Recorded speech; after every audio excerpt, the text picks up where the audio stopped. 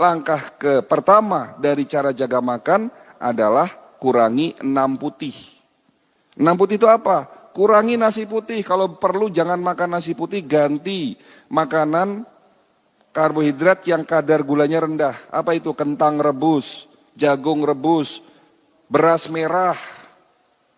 Ya, usia-usia di atas 50 tahun itu ganti nasinya dengan nasi merah, Pak. Ya, nggak enak, Dok. Ya memang nggak enak. Tapi sehat itu ternyata, ya. Putih yang kedua, jangan makan gula pasir. Ini penting sekali, Pak. Bapak Ibu mau minum kopi boleh. Mohon maaf ya Bapak Ibu sekalian, ini barusan yang Bapak minum, mohon maaf sekali, itu adalah kopi dengan krim, itu tinggi sekali kadar gulanya. Ya, sangat tinggi kadar gulanya. Enak memang. Pak, rasa enak itu hanya 6 cm, Pak.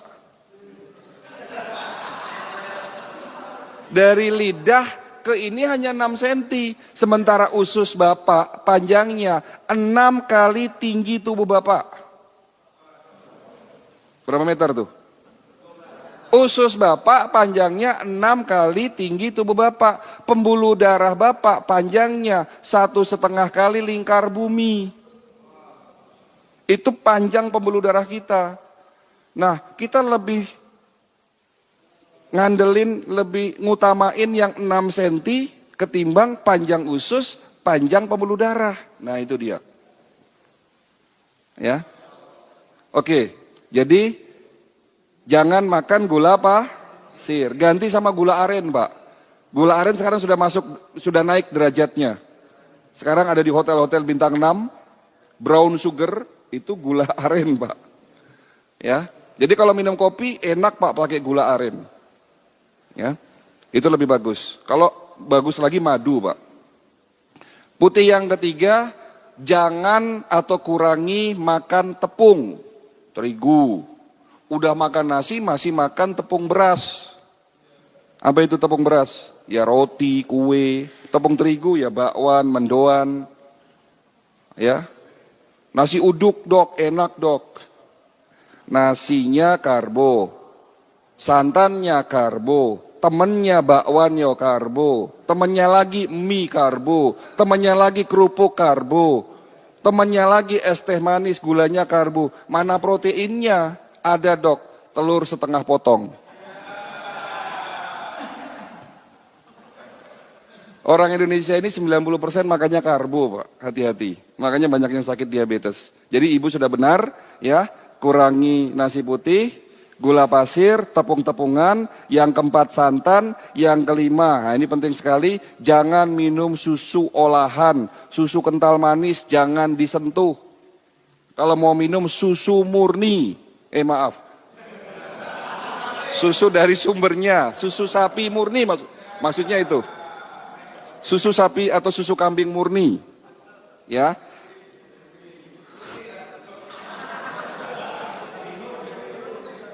Putih yang keenam, kurangi garam, ganti sama garam Himalaya.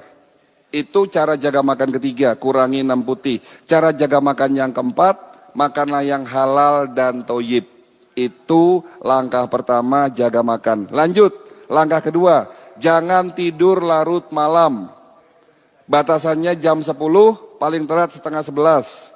Agar jam 11 sampai jam 1 harus tidur pulas. Tadi sudah tahu jawabannya apa.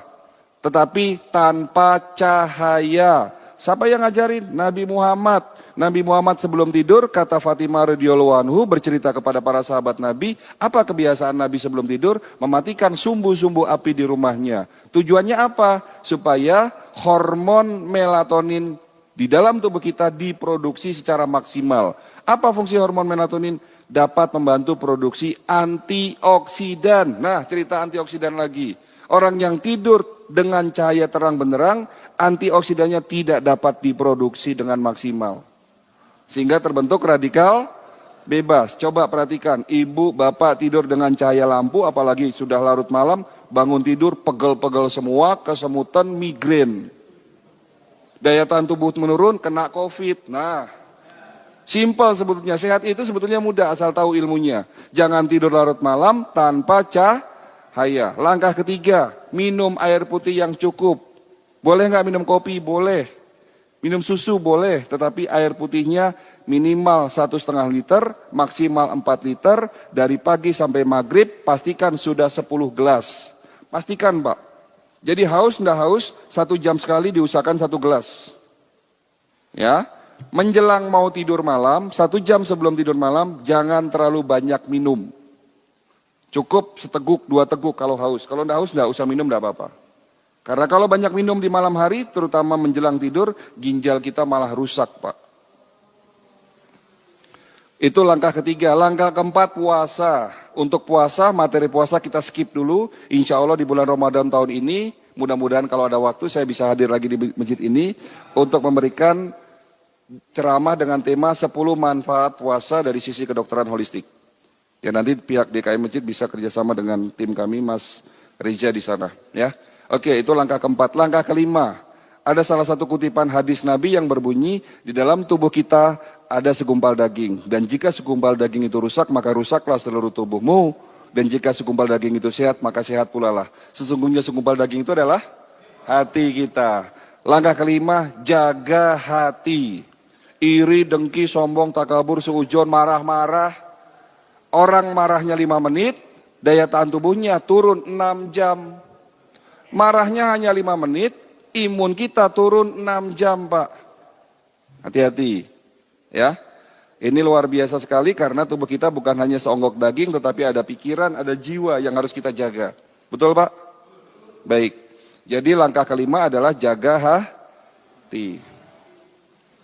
Kata siapa tuh? Ajim. Mau tahu obat penyakit hati? Mau tahu obat penyakit hati? Tanya Opik. Tombok hati. Nah, ya. Oke, itu langkah kelima. Langkah keenam. Bapak sadarnya terlambat, Pak. Sadarnya telat, Bapak. Tanya Opik, apa maksudnya ya? Oke. Langkah keenam, olahraga teratur, terukur sesuai umur. Nih hati-hati, olahraga ini bisa jadi menjadi sehat, bisa juga menjadi penyakit. Ya, teratur tiap hari, terukur, cukup jangan lebih dari 50-60 menit. Olahraga nggak boleh lebih dari 60 menit, Pak. Itu terukur namanya. Ya. Sesuai umur. Umur 60 tahun jangan main bulu tangkis, Pak. Futsal apalagi. Nah, sesuai umur lah. Umur 60 tahun, 50 tahun ya goes boleh. Jalan-jalan pagi, senam pernafasan. Lagi pandemi ini yang harus dikuatkan apa? Pernafasan kita. Ya. Jadi itu adalah langkah keenam, olahraga teratur, terukur sesuai umur. Kita ulang. Pertama, jaga makan. Kedua, jangan tidur larut malam tanpa cahaya lampu. Ketiga, minum air putih yang cukup. Keempat, puasa. Kelima, jaga hati. Keenam, olahraga teratur, terukur sesuai umur. Ketujuh, tambahan dari saya. Kira-kira apa? Medical check up sebelum sakit. Mau Pak medical check up? Piro dok gitu. Baik. Medical check up holistik memang di luar sana masih jarang. Kalaupun ada di beberapa rumah sakit itu pelayanannya sangat mahal sekali. Karena ada beberapa jemaah kami yang melakukan medical check up itu di salah satu rumah sakit di Indonesia. Itu biayanya 35 juta.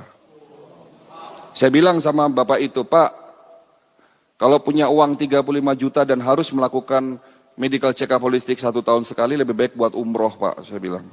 Iya, benar enggak? 35 juta mending buat umroh. Tapi di sini ada medical check up holistik yang betul-betul holistik dengan teknologi baru, ya, insya Allah tanpa ada efek samping, pemeriksaannya pun hanya cepat sekali, hanya 15 menit dengan biaya terjangkau. Piro? Ada 2 alat. Alat pertama yang diperiksa 250 pemeriksaan. Itu 5 menit, 10 menit selesai, Pak. Alat kedua dengan teknologi yang paling baru, 3D Analysis Bioscanner, semua organ di-scan. 57 organ, seluruh organ di-scan. Pemeriksaan ini biayanya 1.750.000, Pak. Menurut saya itu terjangkau, betul nggak Pak? Karena pembandingnya adalah medical check up holistik yang 35 juta. Ini tidak ada bedanya Pak.